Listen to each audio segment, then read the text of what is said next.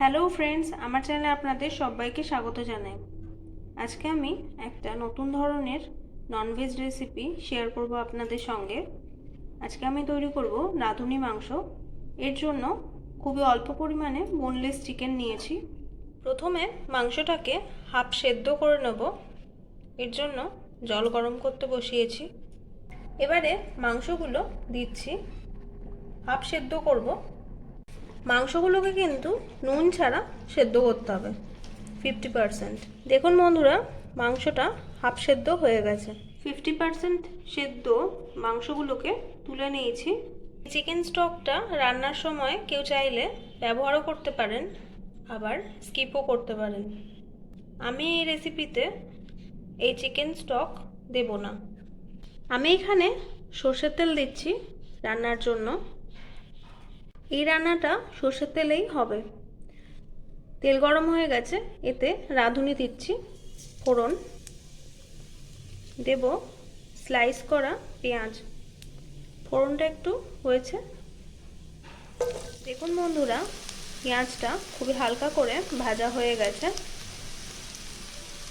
এতে আদা রসুনের পেস্ট দিচ্ছি, ওই 1 টিস্পুন মতো দিলাম।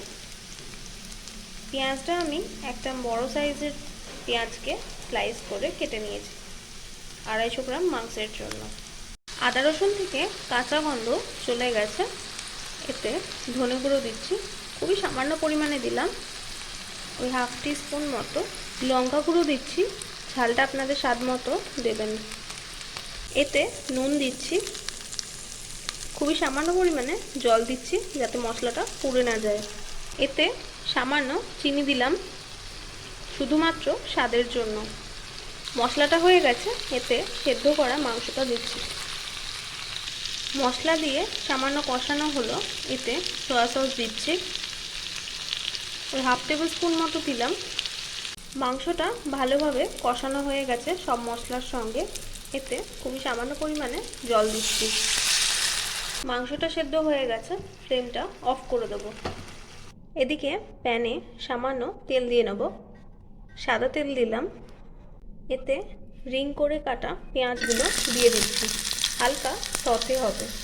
এতে চেরা কাঁচা লঙ্কা দিচ্ছি। পেঁয়াজগুলো হালকা করে সতে করা হয়ে গেছে। এতে রান্না করে রাখা মাংসটা দিয়ে দিচ্ছি।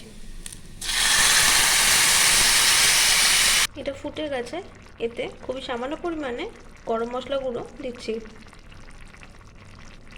দিয়ে ফ্লেমটা অফ করে দেব। দেখুন বন্ধুরা, রাঁধুনি মাংস আমি সার্ভ করেছি অনিয়ন রিং দিয়ে।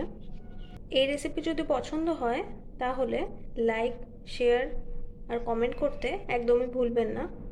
একটা রিকোয়েস্ট রইল আপনাদের কাছে, প্লিজ আমার চ্যানেলটাকে সাবস্ক্রাইব করবেন আর সবসময় পাশে থাকবেন নিত্য নতুন আপডেট পাওয়ার জন্য। ধন্যবাদ। আবার নেক্সট রেসিপিতে দেখা হচ্ছে।